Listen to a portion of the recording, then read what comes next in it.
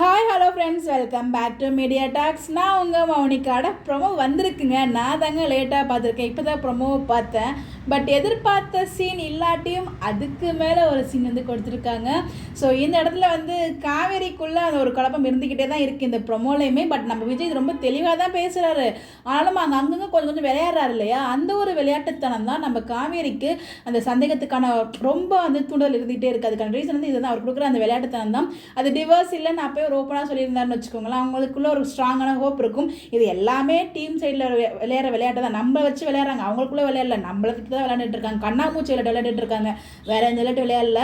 So promo வந்து நல்லா தான் இருந்துச்சு. அதில் ஒரு கேள்வி கேட்பார் இல்லையா, என்ன பிரிஞ்சனால இருக்க முடியுமா அப்படின்னு சொல்லி கேட்கும்போது என்னால் முடியாது தான் அப்படின்ற மாதிரி காவேரி ஃபீல் பண்ணுறாங்க. அதுக்கப்புறம் என்ன பேசுவாங்க நமக்கு தெரியல. பட் ப்ரொமோவில் அவர் தான் என் பண்ணியிருக்காங்க.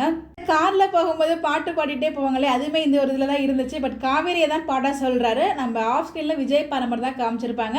அந்த கண்ணே கலைமானை சாங் வந்து நீ பாட ஏசுதாஸ்கே நீ வந்து போட்டி கொடுத்து பாடுவல, நீ பாட அப்படின்னு சொல்லும்போது அப்போ வெனிலாவுக்கு நல்ல வாய்ஸா, இது தேவையில்லாத கேள்வி தான் காவேரி அப்படிங்கிற நமக்கு தோணாலும் அவங்க இந்த ஒரு கொஸ்டின் மட்டும் கேட்கல, அடுத்தடுத்து 2-3 கொஸ்டின் கேட்டாங்க. அது கேட்ட எல்லா கேள்விகளுக்குமே நம்ம விஜய் வந்து இப்போ பதில் சொல்ல மாட்டார் தான்.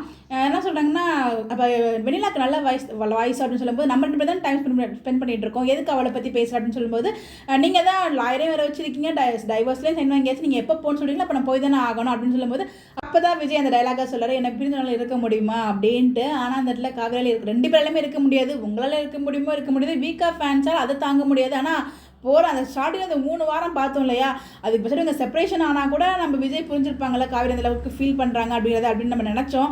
ஆனால் இப்போ அப்படிலாம் கொண்டு போக மாட்டாங்க, செப்பரேஷனாக கொண்டு போக மாட்டாங்க. அப்படி கொண்டு போய் தான் அப்போயே கொண்டு போயிருப்பாங்க என்னை பொறுத்த வரைக்கும். இன்றைக்கி ஒரு ப்ரோமோ ஆஃப்டர் ஏ லாங் பேக்குக்கு அப்புறம் இந்த ஒரு ப்ரோமோ ரொம்பவே நல்லா இருந்துச்சுங்க. ஸோ எல்லாம் என்ஜாய் பண்ணிங்க. ப்ரோமோஸ்லேயும் மறக்காமல் கமெண்ட்டில் ஷேர் பண்ணுங்கள். இந்த மாதிரி அப்டேட் தெரிஞ்சுக்க நம்மளோட சேனலை ஃபாலோ பண்ணிக்கோங்க. Bye bye.